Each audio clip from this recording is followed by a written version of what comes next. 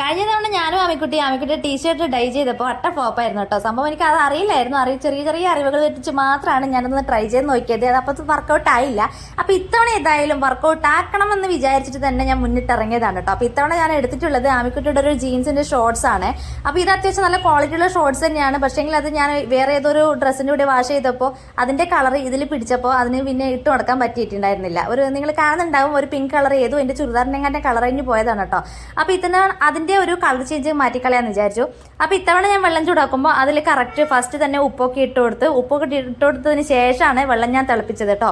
Colour ഞാൻ ഏത് കളറാണ് എടുത്തതെന്ന് എനിക്ക് തന്നെ ഐഡിയ ഉണ്ടായിരുന്നില്ല. കാരണം അതിൻ്റെ പിറകുവശത്ത് ഒരു ജീൻസ് ബ്രൗൺ എന്ന് പറഞ്ഞിട്ടായിരുന്നു ഉണ്ടായിരുന്നത്. ഏത് കളറാണെന്നുള്ളൊരു ഐഡിയ എനിക്ക് ഉണ്ടായിരുന്നില്ല. ഒരു ബ്രൗൺ കളർ ആയിരിക്കും എന്തായാലും, പക്ഷേ ഏത് ടൈപ്പ് ബ്രൗൺ കളർ എന്നുള്ളതിന് എനിക്കറിയില്ലായിരുന്നു കേട്ടോ.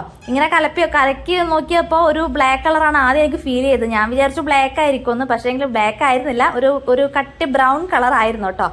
അങ്ങനെ ഞാൻ നന്നായി ഒന്ന് ചൂടിലൊക്കെ ആയിക്കഴിഞ്ഞ ശേഷം അതേ പാത്രത്തിൽ തന്നെ ഞാൻ ആ ഷോർട്സ് ഇതുപോലെ മുക്കി ഇട്ട് കൊടുത്തു കേട്ടോ. അപ്പോൾ അത് നന്നായി മുങ്ങുന്ന വിധത്തിലുള്ള വെള്ളം നമ്മൾ എടുത്തിട്ടുണ്ടായിരിക്കണം. ഞാൻ ഇങ്ങനെ ചൂടുവെള്ളത്തിൽ ഏത് പാത്രത്തിലാണോ വെള്ളം ചൂടാക്കിയത് അതേ പാത്രത്തിൽ തന്നെയാണ് ആ ഡ്രസ്സും അങ്ങോട്ട് ഇട്ട് കൊടുത്തത്. ഞാൻ ഇത്തവണ ഒരു 30 മിനിറ്റോളം വെച്ചിട്ടുണ്ട് കേട്ടോ. ഒരു അരമണിക്കൂറോളം, കറക്റ്റ് അരമണിക്കൂറോട് ഞാൻ ഈ ഒരു വെള്ളത്തിൽ ഇതുപോലെ ഷോർട്സ് ഇട്ട് കൊടുത്തിട്ടുണ്ട് കേട്ടോ. അപ്പം ഞാൻ മുന്നേ പറഞ്ഞിട്ടുണ്ടായിരുന്നു, നമ്മുടെ ഡ്രസ്സ് ഡൈൻ ചെയ്യുന്ന സമയത്ത് ഏത് ടൈപ്പ് ഡ്രസ്സാണെന്ന് വെച്ചാൽ അതിൻ്റെ പിറകിൽ എഴുതിയിട്ടുണ്ടാകും, അതിൻ്റെ കളറിൽ എഴുതിയിട്ടുണ്ടാകും. നിങ്ങൾ ആ വെള്ളത്തിൽ നമ്മളായിട്ട് ആഡ് ചെയ്യാനുള്ള ഇൻഗ്രീഡിയൻസ് കാര്യങ്ങളൊക്കെ, ചിലതിനൊക്കെ വിനാഗിരി സെറിക്കൊക്കെ ചേർത്ത് കൊടുക്കാൻ പറയുന്നുണ്ട്. അപ്പം ഞാൻ ഒരു 30 മിനിറ്റിന് ശേഷം വീണ്ടും അത് പുറത്തെടുത്തിട്ട് ഞാൻ പിന്നെ എന്താ ചെയ്തതെന്ന് വെച്ചാൽ നമ്മളെ ഡൈൻ ഫിക്സ് നമ്മൾ ഇട്ട് കൊടുക്കുന്ന വെള്ളത്തിലുണ്ടല്ലോ, ആ വെള്ളത്തിലേക്ക് ഇട്ട് കൊടുക്കുന്നതിന് മുന്നേ ഒരു 10 മിനിറ്റ് ഒന്ന് പുറത്തെടുത്ത് വെക്കണം കേട്ടോ. അതൊന്നും ഞാൻ കഴിഞ്ഞ തവണ ചെയ്തിട്ടുണ്ടായിരുന്നില്ല. ഞാൻ അങ്ങനെ എടുത്ത് ഡയറക്റ്റായിട്ട് ഇതിലോട്ട് ഡൈൻ ഫിക്സ് കലക്കിയ വെള്ളത്തിലോട്ട് ഇട്ട് കൊടുക്കുകയാണ് ചെയ്തത്.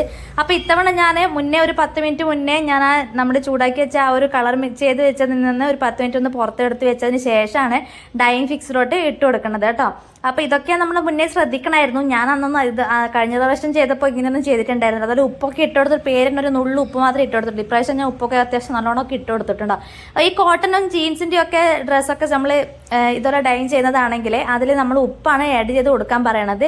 അതല്ല എങ്കിൽ വേറെ സിമ്പിളായിട്ടുള്ള പോളിസ്റ്റർ ടൈപ്പൊക്കെ ആണെങ്കിൽ അതിൽ വിനാഗിരിയും ഉപ്പും കൂടി ചേർത്തിട്ടൊക്കെ പറയുന്നുണ്ട്. അപ്പോൾ കറക്റ്റായിട്ട് അതിൻ്റെ ബാക്ക് സൈഡിൽ എഴുതിയിട്ടുണ്ടാവും അതെങ്ങനെയാണെന്നുള്ളത്. കറക്റ്റായിട്ട് നിങ്ങളൊന്ന് വായിച്ച് നോക്കിയാൽ മനസ്സിലാവും കേട്ടോ. കഴിഞ്ഞ തവണ ഞാൻ ഇതൊക്കെ ഈ കാര്യത്തിലൊക്കെ ഒരു അബദ്ധം കാണിച്ചിട്ടുണ്ടായിരുന്നു.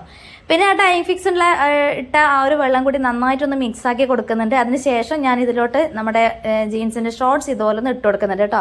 നല്ലൊരു കട്ടി ബ്രൗൺ കളറാണ് കിട്ടിയത്.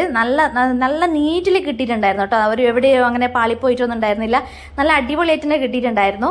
അതിലും ഞാനൊരു 10 മിനിറ്റോളം ഒന്ന് മുക്കി വെച്ച് കൊടുക്കുന്നുണ്ട്. നമ്മൾ ഈ ഡൈൻ ഫിക്സ് കളിക്കിയ വെള്ളത്തിൽ ഒരു 10 മിനിറ്റ് ഒന്ന് മുക്കി വെച്ച് കൊടുക്കണം കേട്ടോ.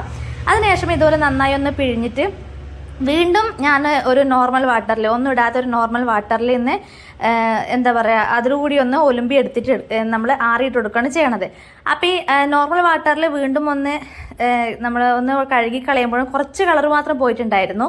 അത് അതിൽ പിടിക്കാത്ത കളർ ഇളകി പോണതാണ് കേട്ടോ. ഇത് പിന്നെ നമ്മൾ വാഷ് ചെയ്യുമ്പോൾ അതിൽ നിന്ന് പിന്നെ കളറൊന്നും പോയിട്ടുണ്ടായിരുന്നില്ല. പിന്നെ ഇതേപോലെ ഒന്ന് നല്ല വെള്ളത്തിൽ കൂടി ഒന്ന് ഒലുമ്പിയെടുത്തതിന് ശേഷം ഞാൻ ഡയറക്റ്റ് വെയിലത്തല്ല ഇട്ടത്. ഞാൻ എൻ്റെ ബാൽക്കണിയിൽ ഇതേപോലെ വെയിൽ കൊള്ളാത്ത നല്ലൊരു തണലുള്ളൊരു സ്പേസിലാണ് ഇട്ട് കൊടുത്തത് കേട്ടോ. നമ്മൾ സാധാരണ തുണി വെക്കുന്ന ഒരു സ്ഥലത്താണ് ഇട്ട് കൊടുത്തത്. ഡയറക്റ്റ് വെയിലത്ത് കൊണ്ടുപോയി ഇടാൻ പാടില്ല എന്നൊക്കെ അതിനകത്ത് ഉണ്ടായിരുന്നു. കഴിഞ്ഞ തവണ ഞാൻ ഡയറക്റ്റ് വെയിലത്താണ് ഇട്ടത്.